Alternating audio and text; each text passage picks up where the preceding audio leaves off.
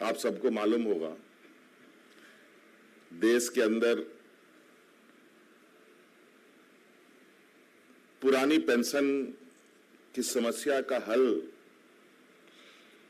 या उसका समाधान निकालने की कोई चर्चा नहीं हो रही थी कभी कि ऐसे भी एक देश में इशू खड़े हो रहे हैं। मैं झारखंड की नहीं बात कर रहा, पूरे देश की बात कर रहा हूं, जहां बड़े पैमाने पर कर्मचारी संघ के लोग नई पेंशन स्कीम से संतुष्ट और खुश नहीं थे।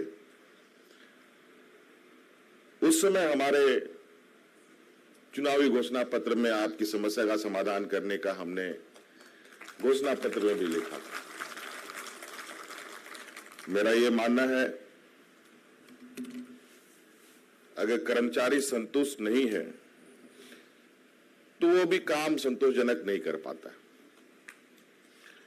और कर्मचारी तो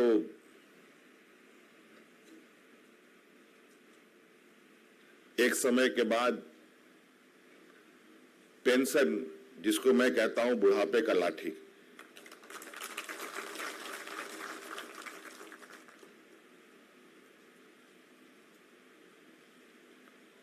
और अगर ये लाठी बुढ़ापे के पास नहीं, बुजुर्ग के पास नहीं है, तो आज के जो भौतिकवादी समाज तैयार हो रहा है, जिस तरीके से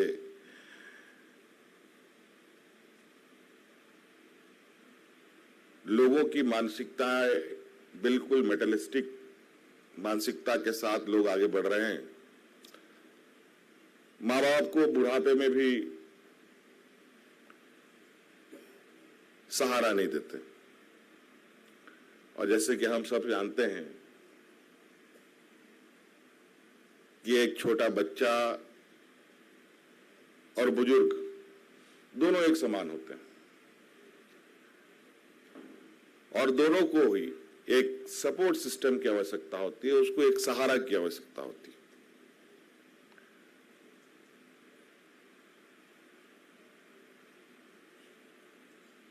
कहीं ना कहीं ये जरूर आज के दिन में पेंशन को लेकर हर आदमी सुरक्षित होना चाहता है, इसीलिए हमारे अगुआ साथियों ने कभी सरकारी कर्मचारी नियमावली बनाई थी तो पेंशन का प्रावधान इसी वजह से रखा था। एक लंबा समय लगा राज अलग करने में, सोचा चलो ये पेड़ आम का हो या कुछ जो भी आप कह लें, अमरूद का हो, लीची का हो, पेड़ लग गया झारखंड नाम का। अब ये झारखंड का पेड़ बढ़ेगा और हम बैठ के खाएंगे। वास्तव में ऐसा होता नहीं। राज को दिशा देने का, राज को एक अपने पैर पे खड़ा होने का,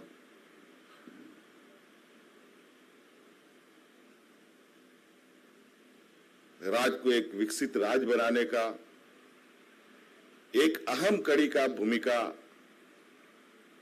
राज के कर्मचारी करते हैं।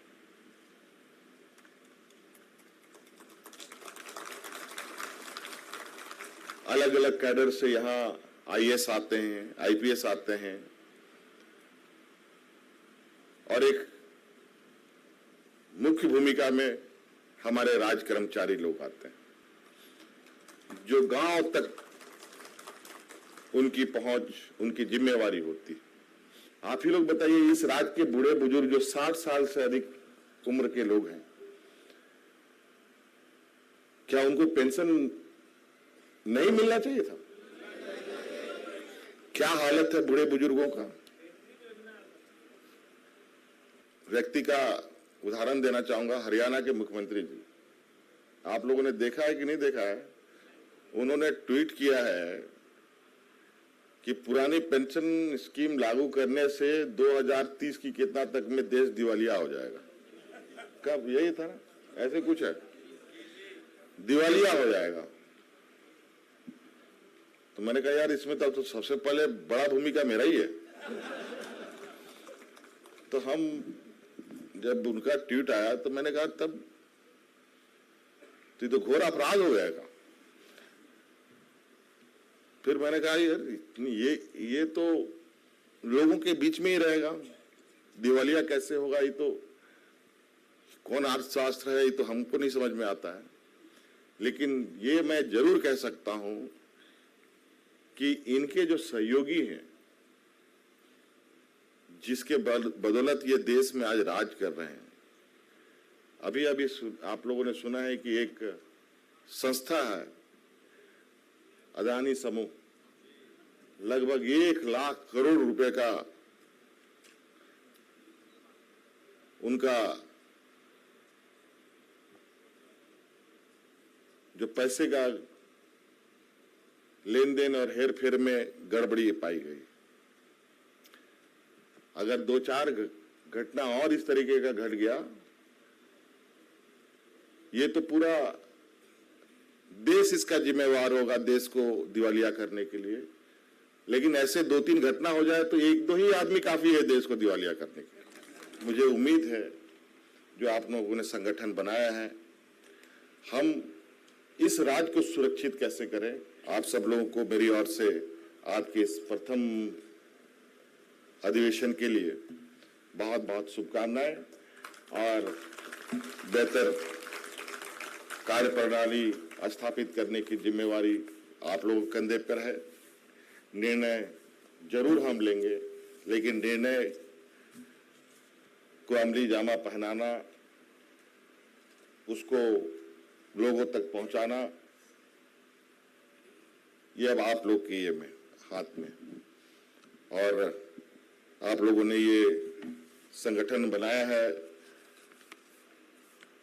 क्या झारोटैप जो आप लोगों ने बनाया है, मेरी शुभकामनाएं हैं। और सरकार की तरफ से जो भी सहयोग की आवश्यकता होगी, निश्चित रूप से सरकार आपको करेगी। धन्यवाद। जोहार।